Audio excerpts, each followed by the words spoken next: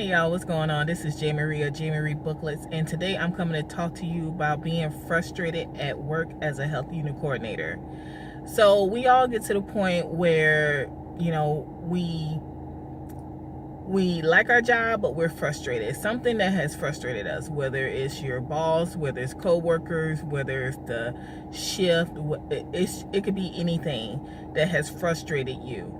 But you are afraid to leave. So I wrote a book titled, it's a short ebook titled, I Hate My Job, But I'm Scared to Leave. And, basically it's just a booklet about how to cope. If you're afraid, if you hate it, you hate your job, but you're afraid to leave, you have to cope some kind of way. So it's a short, quick booklet that I wrote, giving you steps on how to cope. I actually interviewed someone for the book, and they give examples on how to cope with the job. So today we're going to talk about how to cope if you're frustrated, but then I'm also going to give you some ways to, if you're at that point where you're ready to go and you can go, how to do it correctly. Okay, so if you're going to stay at the company, you have to become the go-to person. Okay, so you have to become the person that everyone goes to for any and everything. So I'm the type of person where my personality is, it has to be, everything has to be orderly. It has to be done orderly. So when on the unit, I became the mama bear. I took care of my nurses. I took care of people. So we didn't run out of things.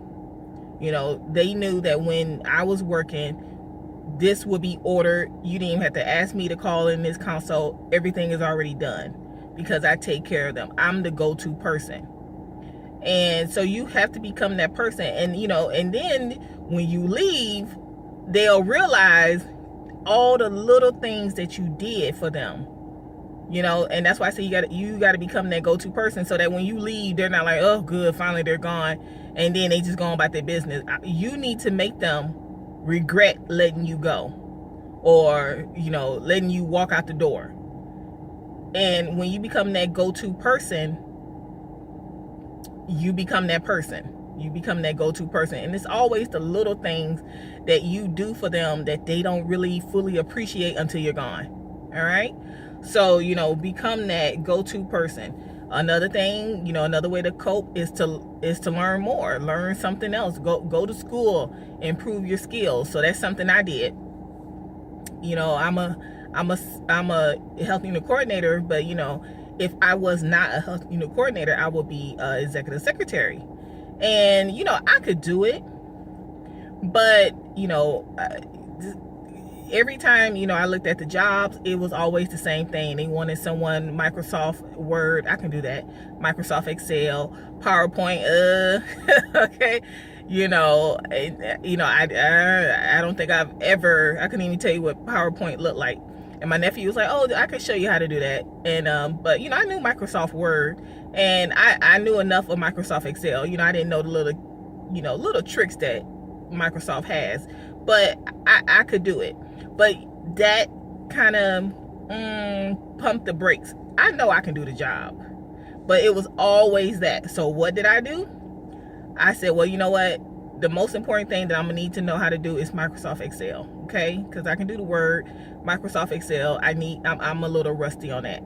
So I signed up for a class, and literally I was in the parking lot the first day the class was supposed to start, 5 minutes before, literally I was about to get out the car and go in the building. They called and said the class was canceled because they didn't have enough people. So, and I'm the type of person, there are a lot of ways to learn, but I'm the type of person, I need you to teach me. So I was willing to do, I paid the money, and I was willing to go sit in a classroom for however long to learn, because that's just how I am. So then I tried Udemy. It's an online, it's a website where they teach you all kinds of things. It's a good website. And it was just, I couldn't really do it because I don't know what I don't know. So, it's chopped up in little bits and pieces, but I don't know what I don't know. I need you to start all the way from the beginning. So if I'm paying for a course and you're teaching me this and teaching me that, well, like, is there, what else do I not know? You know what I'm saying? I need to know from the beginning to the end. Like, take me like I have never seen this before, So, I mean, it's a good website. It wasn't, because that's just not how I learn. I need to be able to ask questions, because I know I know I'm the type of person where I don't know everything, okay? I'll admit I don't know everything. And then, so I went on to my public library, and I said, well, let me see if I can find a book, because I'm a reader. I have no problem reading.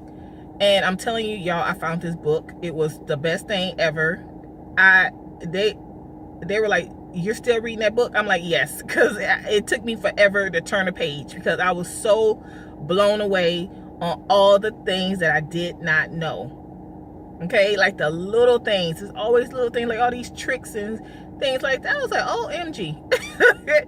So, and then I end up getting the books on Microsoft Word, within the same. It's kind of like Excel for Dummies, but it's a different company. And so then I got the Microsoft Word, and oh my goodness, I didn't know I can do that. And, I didn't know I could do this on this, And so, and now I have Photoshop, and then I'm gonna get the PowerPoint. But I'm like, this is so cool, because you don't know what you don't know. And that was like the best thing ever. But that's why I tell you, you're frustrated, you want to leave, but sometimes, you think your skill level is not where it needs to be. Sometimes you just need to, take a class, take a course, something, so you can go ahead and get up out of there, okay? And another thing you must do is you need to stop bad mouthing your manager or your supervisor. Stop, okay? Because gossippers like to gossip. That's what they do, okay? So you're bad mouthing, and they run it back telling, and then it's all this, and and sometimes the person acts like they don't know, but they know, okay? And then sometimes you might be talking to another person, and someone overhears. So you're talking to person A, and you're talking to person A about person B, and then person C is overhears but doesn't say anything. Then you find out later that person B and C are related. I mean, down here, that's why one of the things I always told the new Hucks is, watch what you say and who you say it to, because a lot of people down here are related and they don't say anything. You don't know they're related. You don't know that because like the one guy, he worked in one department and his wife worked in ER. I'm like, really? I knew him. I never knew her. And then their daughter works there too. I'm like, oh my goodness. And then same thing, one works in housekeeping, one is a Huck. The mother-in-law's housekeeper. It's just, you don't know who's related, because you don't think nothing of it. Because this person Hispanic, this person is white. Okay? You're thinking that they're related. Yeah, they're married. Okay? Or you don't know. So that's why I say you need to stop bad mouthing. You need to stop bad mouthing that manager and that supervisor, because you don't know who knows what. And sometimes people know a lot of stuff. Like, I know when people talk about me, I know. And because it always come back, because people like me more than they like that other person. And then plus people like to gossip. So one person could be, oh, I can't stand her, this and that, and it comes back to me, and I know, but I don't say anything, because like you're not even okay. They don't even like you because they ran back and told it. So like, I'm not even gonna deal with you. But one thing you need to start doing is stop bad mouthing the manager or the supervisor. Just let it go. Just straight ahead, mouth shut. Okay? Or if you need to show all your teeth, because sometimes they just hunt. Because all they want to see is how many teeth you got in your mouth anyway. So if that's what you have to do all day, then you do that, or straight ahead, mouth shut. Okay, that's the type of person I am. Okay, I'm straight ahead, mouth shut.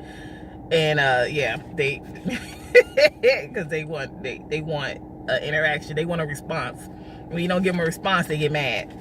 And then also use your proper chain of command. You know, I talked about it in another video, when to go to HR. You always, when situations are going on, because 9 times out of 10 you're frustrated because there are situations that are going on and they're not being resolved. So, you know, you gotta know when you do your chain of command. You know, sometimes it's not the manager, it's a coworker. You know, but 9 times out of 10 when you gotta go to HR, it's usually something going on. The supervisor, manager is aware of it and they're not doing anything about it. So, you know, you're frustrated, but you gotta still do your chain of command, okay? And you know, sometimes you just need to take time off. Sometimes you just need a vacation to get your mind right. That's all it takes. You know, just take a weekend, because I've done that. I've done that where I've requested a Friday off, and that was the best thing ever. I had a 3-day weekend. That was the best thing ever. Sometimes that's just what you need. Just put in that request. I'm the type of person where I don't take vacations. I like to work, and then I work myself into a frenzy, and then I need a vacation. And sometimes you just stay at the house. Just stay at the house, or go get a massage, or you just go for a walk. You know, just spend your days doing nothing. Like literally, when I'm at that point where I'm so happy for my vacation, you know, look, soon as I leave work, I'm just, the alarm goes off my phone, because you know I have my alarm set to wake me up. You know, it's off. Okay, like I'm about to block work. It's just, you know, I don't want no calls from none of them. Okay, but sometimes you just need to take time off. You're frustrated because you have been working for so long and you have not recharged yourself. Those days off, if you work 5 days a week, those 2 days is not enough, because you know you may have a life. And then, you know, if you only work 3 days a week, you got 4 days off, but you know, you might have a life, you know, and you're not fully recharging. So sometimes you're just frustrated because you just need time off. You know, so that's what you need to do. If you need to do it, you do it. Another thing is, if there is an issue going on, you need to be a part of the problem. You need to be part of the solution, not part of the problem. So where I used to work on another floor, there was a person that was a problem. I wasn't the problem, the person was. So when I went to supervisor, I was like, well, you know, is there any way, because I went with the problem, which was that person, and then I went with a solution. Can we move them somewhere else? Okay, can they go somewhere else? Why they got to sit over here? But I came with a solution, because that's what they say. That's what they say. You know, don't be a part of the problem, be a part of the solution. So I had a solution. Okay, move them somewhere else. And you know, they were like, no, because they don't really want to. Okay, is sometimes, you know, you say things, but you don't really. And you know, but there are times, but even though, you know, I didn't get my way on that situation, I still try to be up. If there was a problem, here's the solution. Because that was like the first time I ever heard anything like that. I was like, really? So instead of always coming complaining, I should come with a solution to the problem. I said, okay, I can do that. Because, you know, I'm in my 30s. That's the first time I ever heard something like that. I was like, okay. And then, you know, realized they don't want it. So I always did that. And like I said, sometimes they take you up on it. Sometimes they just ignore you. Okay. But, you know, those are things that if you're going to stay, you just, you know, little things to think about doing to keep you there. Now, if you decide that you can't, you're done. You had enough. You can't imagine another 6 months there. You just can't. Your blood pressure will not take it. Your health is starting to decline. If you just like, you don't even care no more. See, I'm the type of person, I care too much. You know, a lot of people think I don't care about a lot of stuff. I care too much about stuff. That's my, and then, you know, when other people don't care, it kind of, you know, like, why don't you care? This, you know, this is not only your job, but then we're also, these are people's lives. You know what I'm saying? How can you not care? But anyway, but when you decide that you don't even care no more, okay, the building can burn up and you will run out of there and you wouldn't even care. They tell you, don't come in today, whatever, you don't care. When you're begging to be canceled, you're at that point. The first thing you need to start doing is you need to start networking. You need to get a list. I have on my computer of every person that I know. Because you don't have everybody's phone number, but you know people, okay? You don't have everybody's phone number in your phone, but you know people, okay? I have a list of everyone I know. I have all my like a list, like on the computer. All my family. I have how they're related to me. I have friends, ex-boyfriends, people from church. I have a list. People, just random people that I met throughout life. I have their name, and then I have how they relate, how I know them, and then if I had their phone number. Pretty much I have everybody's phone number. I'm telling you, you need to start networking now. You don't wait till you don't have a job to start calling people, ask people if they know about any jobs for you. You do it beforehand, because you're done. So when you're done, you done, and you just start planning for the future.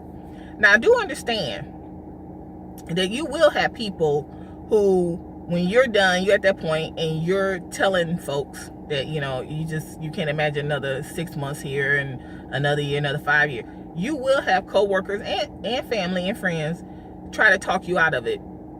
Now,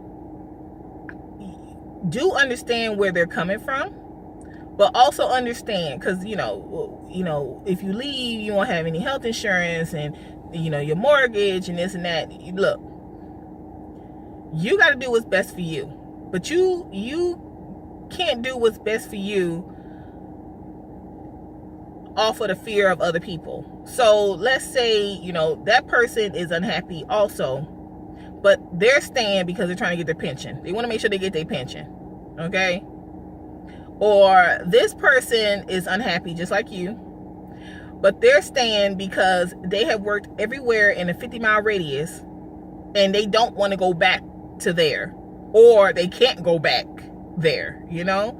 This is like their last hurrah. They have worked everywhere, and they can't go back, don't want to go back. So you can't let their fears dictate your life. Now, if you got bills and you got children, you got all this, then you can't be up quitting jobs, okay? But you also don't want to be getting fired from a job either, okay?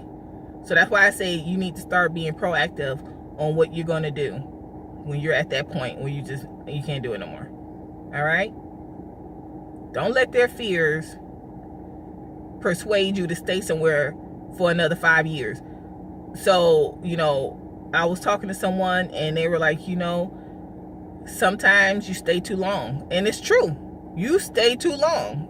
You interview because you were tired last year. You were frustrated last year. You sent out resumes. You got a call back. You did an interview, and the job was yours. All you had to do was say yes. And then here you go. You weighed the pros and the cons, and the commute, the pay, and you should have left it. You should have took that job, and you should have left then. You should have left last year. But you get so comfortable, and you end up staying too long. So, look, go back through what I said in the video, watch it again, learn these tips. I also have it, like I said, in my book, I Hate My Job, But I'm Scared to Leave. It's available on Kindle. I think it's like 99 cents on Kindle. I hate my job, but I'm scared to leave. It's quick, in a hurry. It don't even take that long to read. But go back over, the steps that I have, and then when you're ready to go, when you can't take it no more, you start networking to get up out of there. Okay? Don't mess around and get fired. Okay, because you should have left last year. That's what you should have did. But no, you want to stay and then get fired. Don't do that. So, if you got any comments, you can put them below. You can like and subscribe to the channel. I have a blog where I talk about being a health unit coordinator. It's jmariebooklets.com. That's where I talk about being a health unit coordinator and all the good stuff. And also the link for I Hate My Job But I'm Scared to Leave is on there. So if you want to go ahead and get the book, you just go to my website and then it take you to Kindle. And don't forget to like and subscribe, and I'll talk to you later. Bye.